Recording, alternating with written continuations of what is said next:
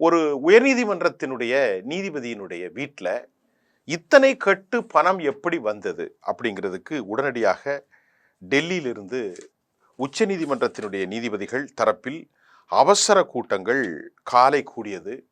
இதில் உயர் நீதிமன்ற நீதிபதிகள் அனைவரும் கலந்து கொண்டார்கள். அவர் தற்காலிகமாக அலகாபாத் கோர்ட்டிற்கு இடமாற்றம் செய்யப்பட்டதாக சொல்லப்பட்டது. அதற்கு பின்பு அவற்றை ரத்து செய்யப்பட்டதாகவும் சொல்லப்படுகின்றது. 2014 நீதிபதியாக வந்த அவர் 2021 ஆண்டு கான்ஸ்டிடியூஷன் பெஞ்சினுடைய நீதிபதியாக இந்த யஸ்வந்த் வர்மா இருந்திருக்கிறார். இத்தனை கோடிகளை அவர் மறுக்கிறார். என் மீது அபாண்டமான குற்றச்சாட்டு என்று அவர் வைக்கிறார்.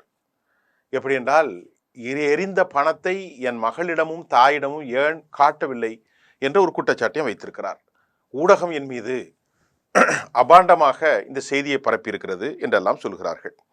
ஆனால் உச்ச நீதிமன்றத்தினுடைய நீதிபதியினுடைய இந்த செயலை உயர் நீதிமன்றத்தினுடைய தலைமை நீதிபதி சஞ்சீவ் கன்னா, அதே மாதிரி டி.கே. உபாத்யாயா, டெல்லியினுடைய இவர் இருக்கக்கூடிய அந்த உயர்நீதிமன்றத்தினுடைய நீதிபதி ஆகியோர் உடனடியாக பணித்தார்கள் விசாரணைக்கு. இதற்கு இமாச்சல பிரதேஷ், பஞ்சாப், அதே போன்று கர்நாடகாவினுடைய நீதிபதிகள் கொன்ற 3 பேர் நியமிக்கப்பட்டு விசாரணைக்கு ஆணையம் பரிந்துரைகளை மேற்கொண்டிருக்கிறது.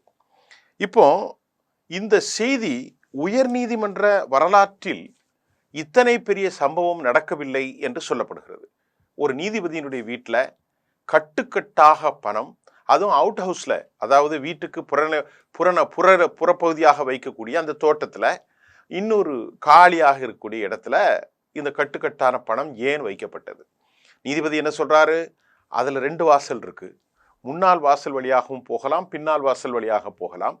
எங்களை யார் வந்தாலும் உள்ளே போகலாம். நான் பணத்தை வைத்துக்கொண்டு எப்படி அதை துரத்து விடுவேன் என்று சப்பு கட்டுகிறார். ஆனால் டெல்லி போலீஸ் என்ன உறுதி செய்கிறது என்றால், இல்லை, இவை தொடர்ந்து மூடப்பட்ட நிலையில் தான் இருந்திருக்கிறது என்பதை டெல்லி காவல்துறை உறுதியாக அதை சொல்கின்றது. பணம் இருப்பதை உறுதிப்படுத்துகிறது. இதையெல்லாம் வருகின்ற போது என்னன்னா, இப்படிப்பட்ட ஒரு வர்மாவால் இன்றைக்கு இந்திய வரலாற்றில் நீதிமன்ற தீர்ப்புகள் குறித்தே பெரும் சந்தேகம் எழுகிறது.